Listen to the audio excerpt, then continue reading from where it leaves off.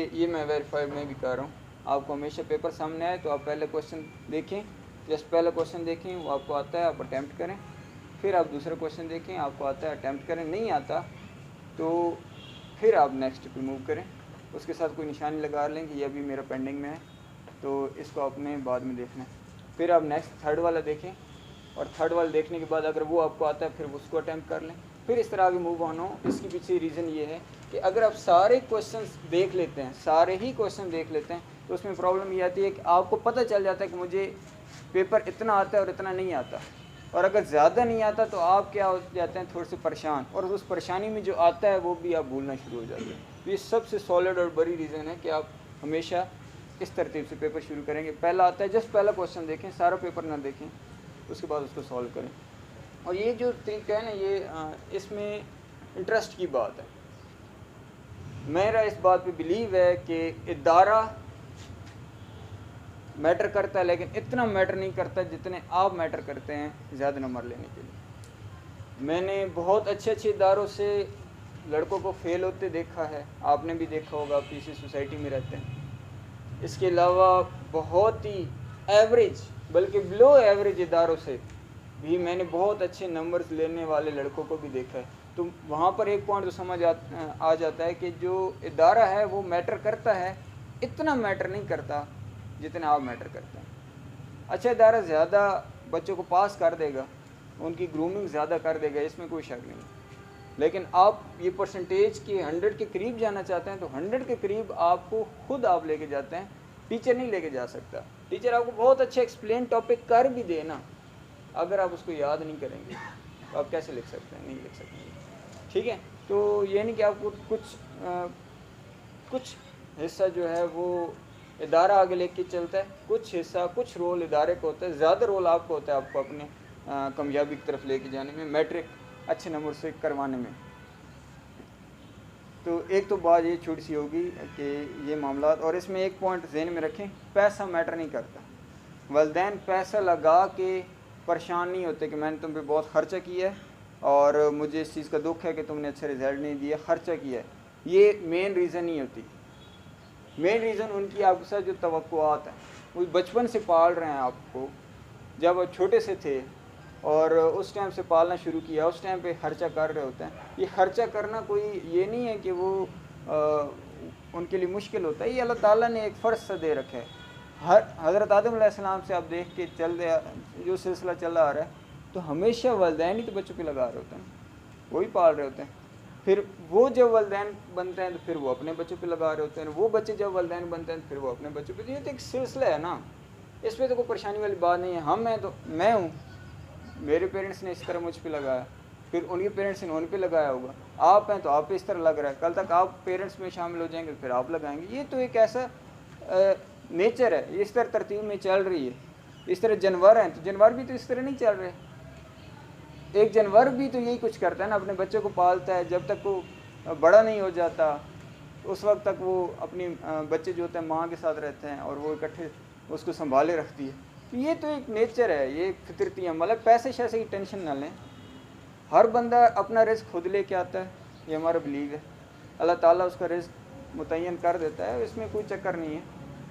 Main चीज़ जो होती है वो तवक्कुआत हैं जो आपके साथ उन्होंने लगा रखी हैं, वो उम्मीदें हैं जो उन्होंने आपके साथ लगा रखी हैं कि मेरा बेटा या बेटी ये कुछ करेगी या ये कुछ करेगा, वो मेरा नाम बनाएगा, वो जो मैं नहीं कर सका वो करेगा।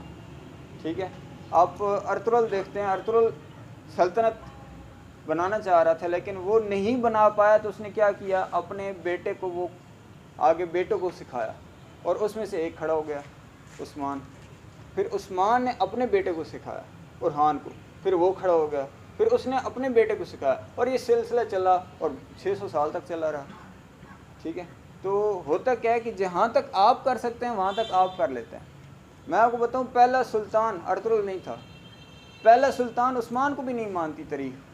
पहला सुल्तान जो था सल्तनत उस्मानिया को, बुरहान को मानती है, भाई ये सुल्तान था। हालांकि बुनियादें कौन रख रहा है, अर्तुगरुल रख रहा है, लेकिन क्या हो रहा है, वो तवक्कुआत हैं, कुछ उम्मीदें हैं, कुछ सोच है, बड़ी थॉट्स हैं, वो अर्तुगरुल की ज़िंदगी पूरी नहीं करवा पाई, उसकी ज़िंदगी साथ छोड़ गई। फिर उस्मान ने किया, उसको लेके चला, उसने मज़ीद तरक्की की, और इलाके फ़तह किए, लेकिन उसकी ज़िंदगी भी थोड़ी सी थी, वो ख़त्म हो गई। फिर उसका आगे बेटा चला, वो आगे लेके चला। ये नहीं कि होता क्या है बेसिकली, वो तवक्कुआत होती हैं कि मैंने इतना इलाका फ़तह किया तो मेरा बेटा या बेटी मज़ीद ज़्यादा इलाका फ़तह करेगा, मेरा मज़ीद उसको तवक्कुआत होती हैं बेटा बेटी मज़ीद आके इलाका फ़तह करेगा। तो सल्तनत उस्मानिया आपको पता है 3 बराज़म तक फैल गई थी। तो कैसे हुआ, एक बंदा तो नहीं फैला सकता था ना, इतनी बड़ी कैसे बन सकती सल्तनत। वो उम्मीदें हैं, वो तवक्कुआत हैं जो आपके वालिदैन आपके साथ लगाते हैं कि मेरा बेटा बेटी मुझसे ज़्यादा तरक्की करेगा, मेरा नाम रोशन करेगा, मेरे जो सोच है उसको अचीव करवाएगा। पैसा लगाना चक्कर नहीं होता। पैसा क्या चीज़ है यार, पैसा तो आप जब कमाना शुरू करते हैं तो 3 सालों में आप सारा पैसा निकाल लेते हैं, जितना आपकी सारी ज़िंदगी एजुकेशन में खर्च हुआ होता है। 2-3 साल लगते हैं, इतनी वो बहुत ज़्यादा भी नहीं होता ना। फीसेस कितनी सारी होती हैं, इतनी नहीं होती। मैं अब अंदाज़ा लगाता होता हूँ, कभी कभी बैठ के पहले लगाता था कि यार इतनी मैं फ़ीस देता हूँ तो मेरे एक दिन के हिसाब से कितनी फ़ीस बनती है। तो यकीन करें मैं वो जो एक दिन की फ़ीस बनती थी ना, मैं उससे कई गुना ज़्यादा जब मैं टीचिंग नहीं शुरू की थी तो कहीं काम करता था वहाँ कमा लेता था। आपको मिसाल दे देता हूँ कि अगर एक दिन की मेरी फ़ीस बनती थी पढ़ने के दौरान 200 रुपये, तो मैं कमाता 2000 रुपये था।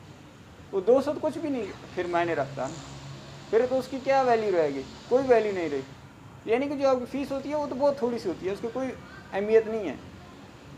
अहमियत क्या है, जो आपके साथ उम्मीदें लगी हुई हैं। तो पैसे जहन में न रखें, पैसे इतना मायने नहीं रखता। अच्छा, मज़ीद आगे चलते हैं। तो ऑब्ज़र्व कर रहे होते हैं नॉर्मली कि हम जहाँ 2 साल पहले खड़े थे लगता है ऐसा है कि अभी भी उधर ही खड़े हैं, क्योंकि हम स्लोली जा रहे हैं। आपने देखा होगा, आपने दरख्त देखा होगा या कहीं पौधा देखा होगा, तो एक दिन आप देखते हैं उतना ही नज़र आ रहा है, नेक्स्ट डे फिर उतना ही नज़र आ रहा है, फिर नेक्स्ट डे उतना ही नज़र आ रहा होता है। फ़र्क जो नज़र आता है वो थोड़ा सा टाइम लगने के बाद नज़र आता है, ठीक है। और वो भी आपको बहुत बड़ा फ़र्क नज़र नहीं आता, आप कहते हो यार ये थोड़ा सा ही बड़ा हुआ है।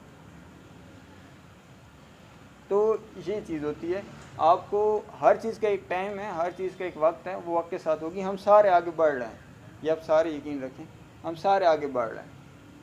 मैं आपको बता सकता हूँ, अगर मेरी ज़िंदगी रही है, और मैं इंशाल्लाह आपको दिखाऊंगा कि ये जो आप इधर बैठे हुए हो, एक दिन बेहतरीन वेल फर्निश्ड हॉल के अंदर यही बातें हो रही होंगी। वेल फर्निश्ड, बेहतरीन स्टेज होगा, बेहतरीन डाइस लगा हुआ होगा, बेहतरीन वाइट बोर्ड भी पीछे होगा, बेहतरीन लाइट्स भी होंगी, एसी भी लगी हुई होंगी, और बड़ा हॉल होगा, खामोशी होगी, कोई शोर शराबा नहीं होगा गाड़ियों का। ये पक्की बात है। लेकिन बीज आज रखे जा रहे हैं ना, अब ये तो नहीं होगा कि फ़ौरन से फल लगना शुरू हो जाए। ज़िंदगी रही तो इंशाल्लाह आप देखेंगे भी सही कि आप सारे तरक्की करेंगे, लेकिन उसके लिए शर्त है ना, जो सर ने बताई कि चलते रहना शर्त है। बस वो आपकी कमेटियाँ डाल रही हैं जो आप मेहनत कर रहे हो, वो कमेटी जिस दिन निकलेगी फिर आप कहोगे इतने पैसे आ गए।